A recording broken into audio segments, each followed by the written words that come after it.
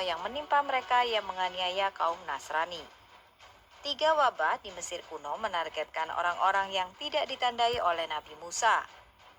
Jadi bagaimana dengan keadaan saat ini dengan virus corona atau virus PKT? Siapa yang ditargetkan oleh virus ini?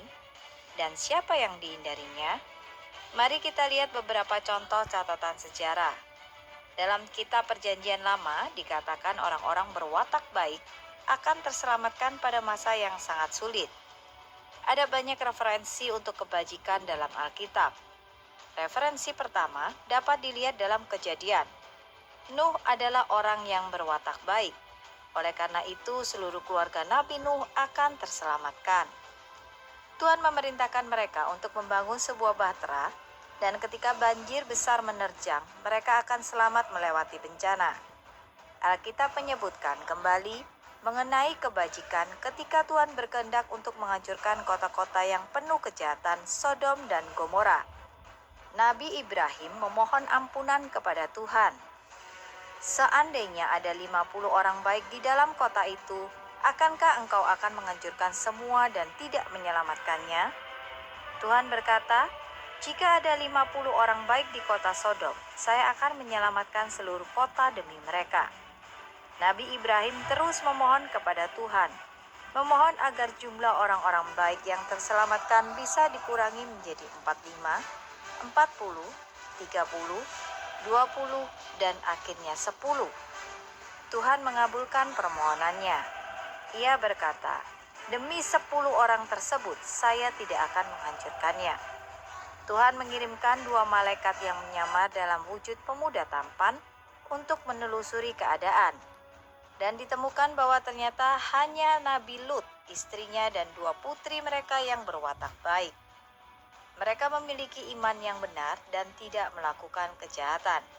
Para penduduk lain bahkan ingin memperkosa kedua pemuda tersebut. Moralitas telah jatuh dan perilaku bejat sudah dianggap biasa. Para malaikat meminta Nabi Lut dan keluarganya untuk meninggalkan kota. Keesokan harinya, Sodom dan Gomora penuh dengan belerang dan api yang dihujani dari langit. Karena itu, kita melihat bahwa orang-orang berwatak baik yang dijelaskan dalam Alkitab adalah orang bermoral yang karakternya cukup baik untuk selamat dari malapetaka yang menimpa manusia. Mereka yang ditandai oleh Tuhan di kepala mereka, sehingga para utusan ilahi pembawa wabah dan penyakit lainnya akan menjauhi mereka. Di timur, Tao Chang, Taoist Canon juga mendiskusikan mengenai wabah dan bagaimana mereka terjadi. Suatu hari, dewa surgawi kuno melihat orang-orang di dalam dunia fana terinfeksi penyakit. Bagian tubuh mereka bengkak dan panas, tangan dan kaki nyeri dan menyakitkan. Mereka mengalami sakit kepala yang sangat menyakitkan dan sulit untuk makan. Setiap orang mencari obat penyembuh. Dewa surgawi kemudian menjelaskan bagaimana wabah bermula. Selama bertahun-tahun beberapa orang menjadi tidak hormat pada dewa, menyalahkan dewa atas kesulitan mereka, dan menunjukkan bahwa mereka benar-benar mengabaikan dewa. Beberapa orang menggunakan sanjungan untuk mendapatkan apa yang mereka inginkan dan melakukan segala kejahatan. Sebagai akibatnya, mereka terinfeksi dan merasakan derita akibat wabah.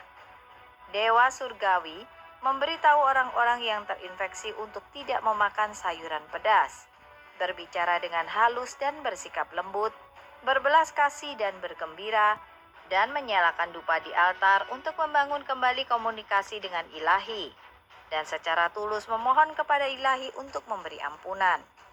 Ketika orang-orang tulus menghormati ilahi dan membaca sutra dengan hati yang murni, dewa utusan wabah akan menarik kembali wabah dan epidemi akan berakhir.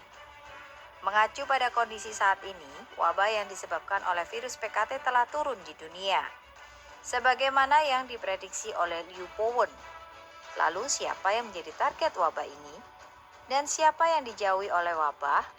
Kitab Wahyu mengatakan, dan dia, binatang buas yang menganiaya pengikut domba atau jalan Tuhan, menyebabkan sehingga kepada semua orang, kecil atau besar, kaya atau miskin, merdeka atau hamba, diberi tanda pada tangan kanannya atau pada dahinya, dan bahwa tidak seorang pun dapat membeli atau menjual kecuali dia yang memiliki tanda atau nama binatang itu atau nomor namanya.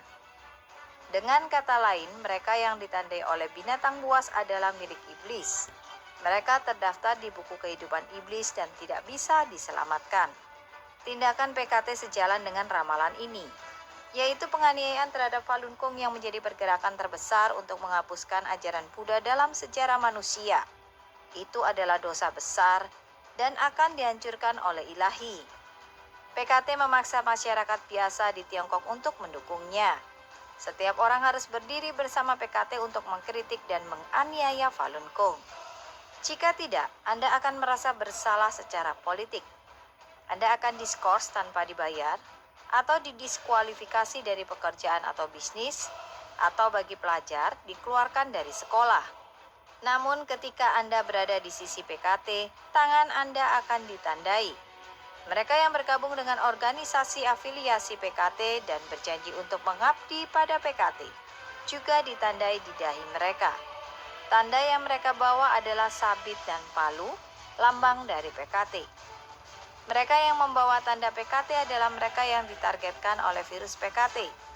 Lalu apa yang bisa kita lakukan? Dengan belas kasih terhadap mereka, ilahi telah memberikan manusia sebuah pilihan.